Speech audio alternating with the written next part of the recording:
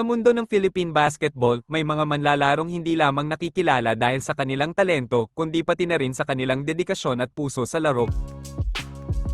Isa sa mga ito ay si JV Casio na kinilala sa kanyang leadership, court vision, at clutch plays. Nagsimula ang pangalan ni Casio na umangat sa kolehiyo bilang miyembro ng De La Salle Green Archers. Sa UAAP, ipinakita niya ang kanyang galing bilang isang matalinong playmaker. Kasama ng mga Archers, nakamit niya ang UAAP Season 67 Championship noong 2004, kung saan nakilala siya bilang isa sa mga pinakamaasahang guards ng kanyang henerasyon. 65-63. Casio launches for three. Oh, what a big basket! Hindi naglaon, pinili si Casio upang maging bahagi ng national team program, ang Smart Gilas Pilipinas. Sa ilalim ni Coach Reika Toroman, nagsilbi siyang starting point guard ng koponan. Dito, nakilala si Casio bilang isang leader sa international stage.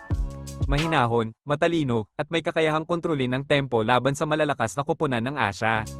1-point lead by De La Salle. Taong 2011, naging opisyal ang pagpasok ni JV Casio sa PBA. Siya ang naging first overall pick ng Air 21 Express, ngunit agad na na-trade patungo sa Alaska Aces. Sa kanyang rookie season, pinatunayan niyang karapat-dapat siya sa pagiging top pick, nagpapakita ng consistent scoring at playmaking na naging pundasyon ng kanyang profesional na karera. Titira ito? Ay hindi, sabi ni Pajero, dribble mo na Casio, titira. Kasama ng Alaska Aces, dumaan si Casio sa maraming laban at finals appearances. Isa siya sa pangunahing piraso ng koponang nagbalik sa championship glory, lalo na nang masungkit nila ang 2013 PBA Commissioner's Cup title. Kilala si Casio sa kanyang steady shooting at kakayahang mag-orchestrate ng opensa, bagay na nagbigay ng kumpiyansa sa kanyang mga kakampi.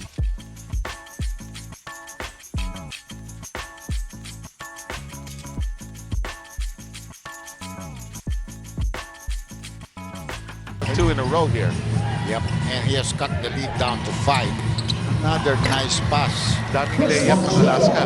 So bilib na bilib ako si Rinaldo. Makalipas ang ilang season, lumipat si Casio sa Phoenix Fuel Masters kung saan nagpatuloy siya bilang veteranong leader. Dito, higit pang nakita ang kanyang maturity at pagiging mentor sa mas batang players. Hindi man naabot ang parehong taas ng kanyang panahon sa Alaska, nanatili siyang respetado bilang isa sa pinakamatalinong point guard sa liga.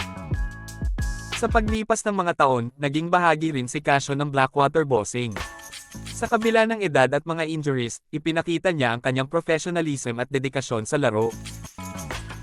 Sa bawat minuto sa court, dala niya ang karanasan at husay na nagsilbing inspirasyon sa mga bagong henerasyon ng manlalaro. In this game, we know, sunod-sunod.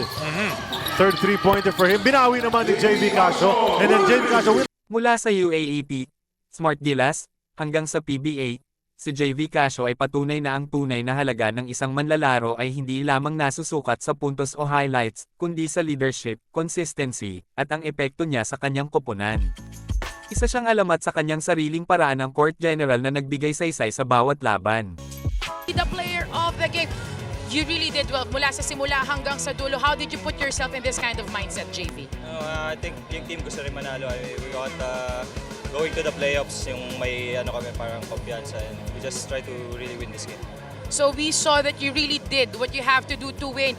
Ano naman ang mga dapat yung gawin para hindi kayo matalo? As you said, you are coming into the playoffs, locked in number 2. Well, pa lang, matagal na start na yung playoffs eh. Previous games pa lang playoffs. And we just really, yun nga, we want this and we really have to work hard para So you weren't just excellent on both ends, you were such a leader on the floor. This is your chance to give a message to all the supporters of Alaska. Well, wala sa lahat ng supporters sa Alaska.